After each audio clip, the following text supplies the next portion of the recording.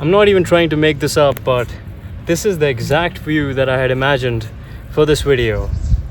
But for that, I had to travel. I had to, put gas in my bike, petrol. For that, I had to have a camera and a tripod. For that, I had to have a helmet. So, in order to accomplish a vision, these are all the factors that are required in order to complete that vision. And I think in life, we are so focused toward the end goal that we forget all these factors called the process that is required in order to fulfill that one vision that we have.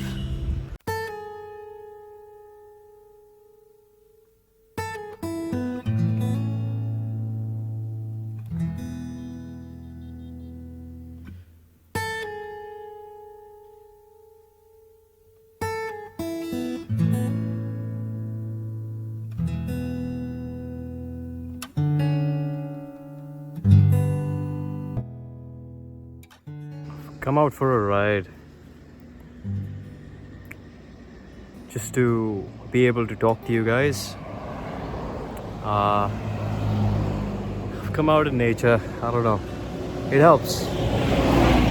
Being in nature helps, and that's why I've come outside. I have to talk to you about something very important. I need to let this out. I need to talk about it. It's important. So yeah, that.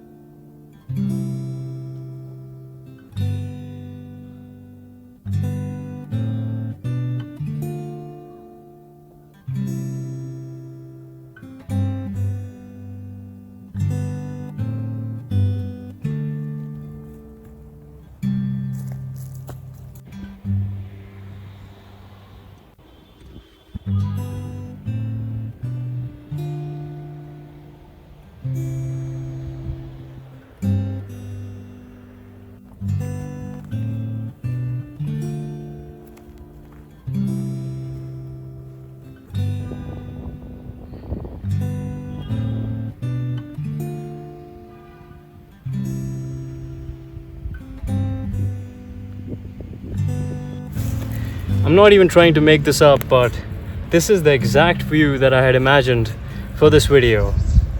But for that, I had to travel. I had to, put gas in my bike, petrol. For that, I had to have a camera and a tripod. For that, I had to have a helmet. So, in order to accomplish a vision, these are all the factors that are required in order to complete that vision. And I think in life, we are so focused toward the end goal that we forget all these factors called the process that is required in order to fulfill that one vision that we have.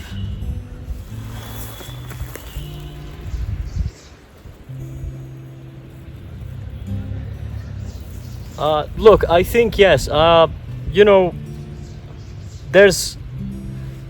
never wanted to create a YouTube channel because I felt it as a business, or if I wanted to make it as a business, I always wanted to share my journey with the world or document my life, um, for aliens. I wanted to document my life so that one day, is there a snake? I think there's a snake. Alright, I don't know. Not sure. But yeah, so I always wanted to document my journey. I loved cameras and I loved to explore and travel. And I remember when I was in 11th grade, I watched this film called Ye Jawani Hai Diwani. And since then, I wanted to become a travel journalist. That was the dream.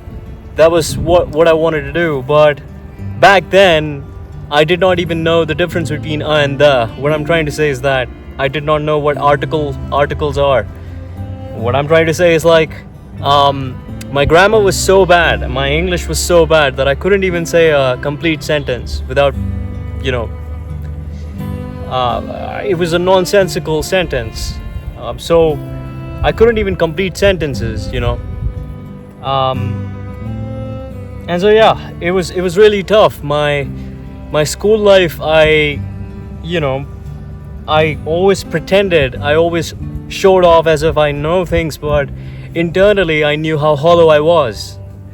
And this is the game, I think, if maturity doesn't hit and if we don't work hard upon ourselves, we play this pretentious game all our life that, we know things when we actually don't. Now, to this day, I think I don't know much about, a lot of things. For example, politics, or, geography, or mathematics. There are a lot of things that I don't know. So, but then,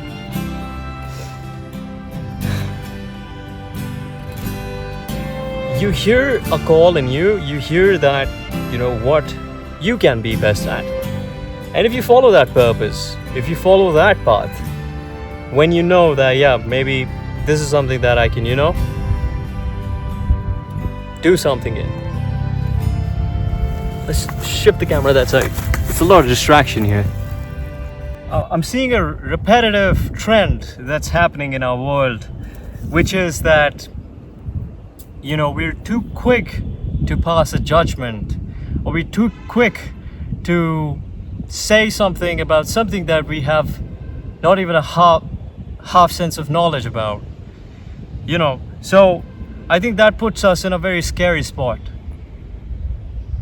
It just doesn't make us look foolish, but it also tells us about how sincere or disciplined we are as a community or as a society. I mean, you'd see a lot of people now have herd mentality. I think people should think on their own, and it's a problem that a lot of people face. They're not able to think on their own. They just follow what everyone else is doing, or something that is more popular, and our private meaning, our our identity is crushed because of that.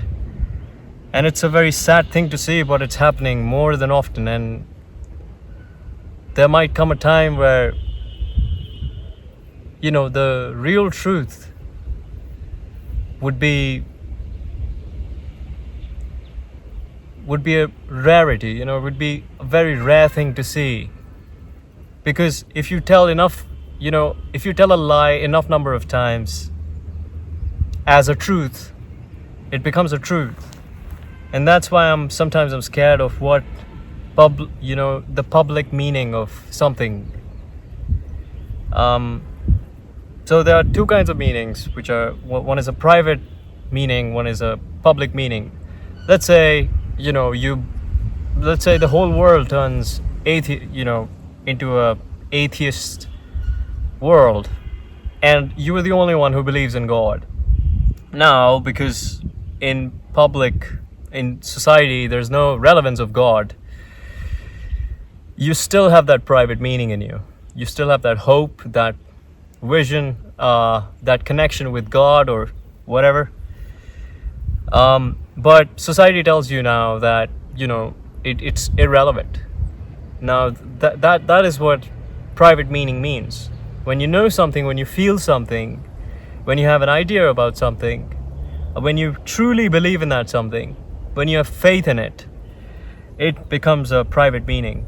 But slowly and steadily, people, just because they want to be accepted in the society, they choose to follow and be a part of a community, be associated with communities, and so on and so forth. I think that kills our individuality. It kills who we truly are and what's our purpose in this world.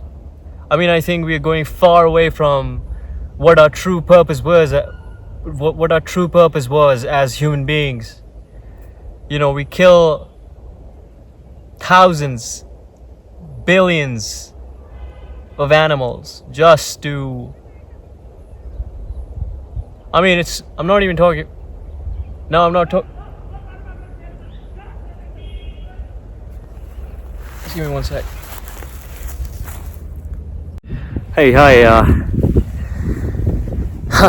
Every man has a battle, that they fight. Sometimes physically in wars and whatnot. And then now there are mental battles that we have to fight. I fight one as well, and it's called homesickness. I've been having that, and it's just can't get rid of it. It's like when I'm working, when I'm in, when I travel to work, when I'm there, when I'm working, it doesn't hit me. It never happens. But it's when I'm going to go, let's say from my place to Delhi, the thoughts that are there in my head, they just disturb every single, it disturbs everything for me. And I can't imagine what people would be going through, people who who have depression and other sorts of mental disorders. I can't even imagine. But this homesickness, I don't know if it's just homesickness, or I wouldn't like to categorize it as homesickness, because there's a deeper meaning added to it, which is, it started happening when I was thrown off to live alone. During my college years, I lived alone for 3 years, and in those 3 years, something happened that wasn't expected, neither by my parents nor by anyone else. I mean, anyone.